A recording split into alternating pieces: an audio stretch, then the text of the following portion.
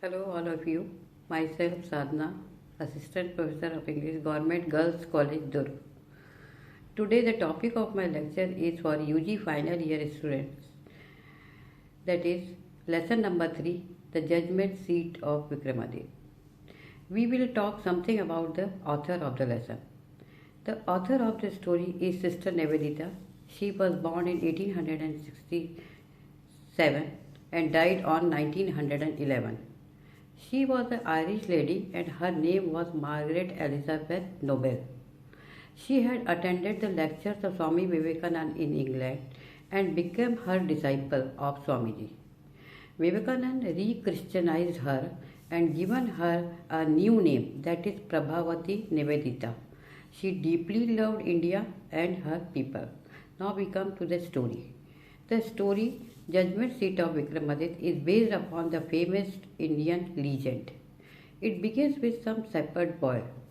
The boy, while playing by chance, sits upon the mound underneath where the mythical judgment seat of Vikramaditya lay. King Vikramaditya, who ruled over Malwa in 57 years before Jesus Christ. He was very popular for his justice and not only for his own kingdom but also for the other kingdom also. In course of time, his palace with his judgment seat of Ujjain was in ruins and people forget it. It was covered with grass, dust and trees. His kingdom ended when he died, but his fame for justice prevailed even after. In India, cattle are taken for grazing to some meadows to eat grass. A cowherd boy by chance seated himself on mound in middle which looked like judgment seat. Then he asked his friends to bring cases before him. They made up a quarrel and appeared before the judge. The boys were amazed by the judgment given by his friend. It was a mysterious experience. Sometimes afterwards, grown-up men and women also began to bring their lawsuits to be decided. The cases were settled to the full satisfaction of both the parties.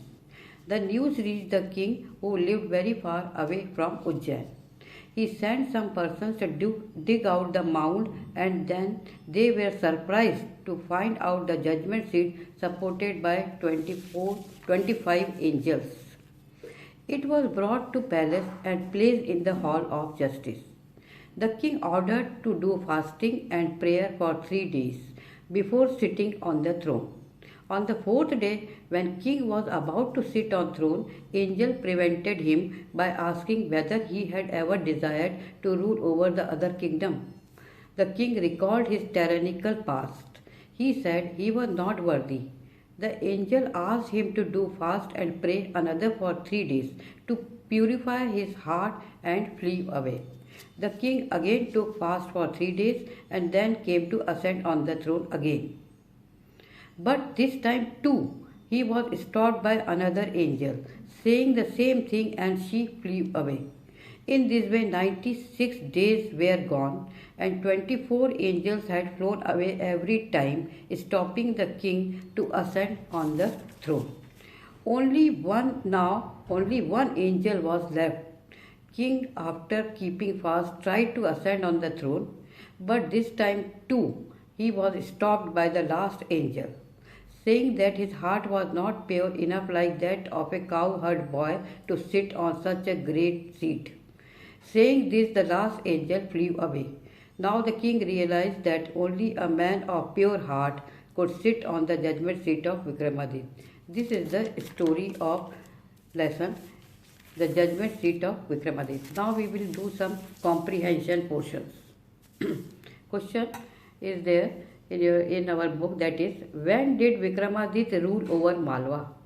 Vikramaditya, a famous king, ruled over Malwa near 57 BC, his capital being Ujjain, that is now in Madhya Pradesh.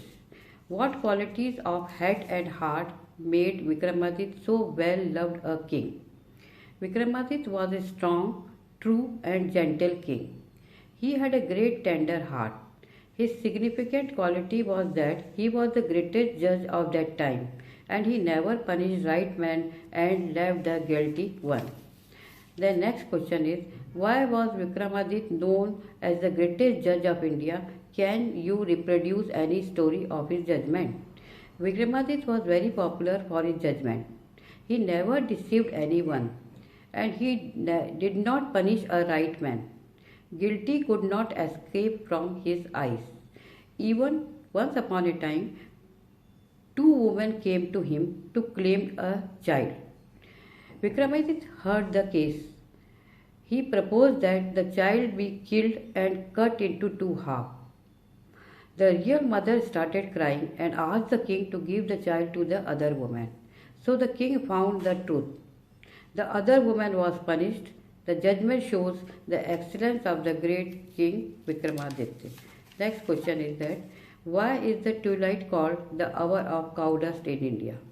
The cow herd take the cattle for grazing in the morning, and they came back with their herds in the evening time when the day ends and night begins.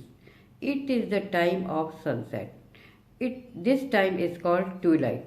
In India villages, it is the time of the cow dust because when the cattle comes back, they raise a storm of dust by their feet and dust rises high like a cloud. It is very peaceful and lovely moment. During this time, the village men sit round the trees and talk while the women gossips or pray to gods. Next question is, write an essay on the importance of cows in India. In India, cows are very useful and very important animal because our country is agricultural and cows are the backbone of the rural economy of the country. Almost every Indian wants to own a cow, which not only provides milk but gives them calves who can cultivate their land. From milk, villagers make ghee and sell in Indian market. Cow is noble animal and worshipped by the Hindus. The village girls offer flowers on their feet and garlands round their necks. They also put tinkling sound of bells round their necks. It is also very popular with the children. We also call cows our Gau Mata. Next question is, write an essay on animals and their importance in Indian rural life. India is a land of villages and animals play a very important part in India's rural life. Animals are the backbone of the rural economy.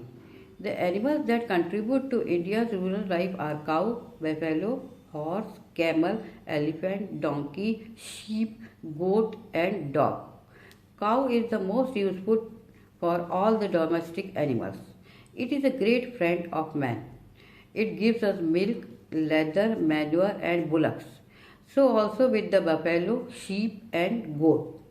The camel is used for in the desert, that is called the ship of the desert. It carries goods like same thing with the donkey, especially useful for the potters. Elephant is very useful for forest as transport and load carrying animals. Dog is useful, very faithful animal.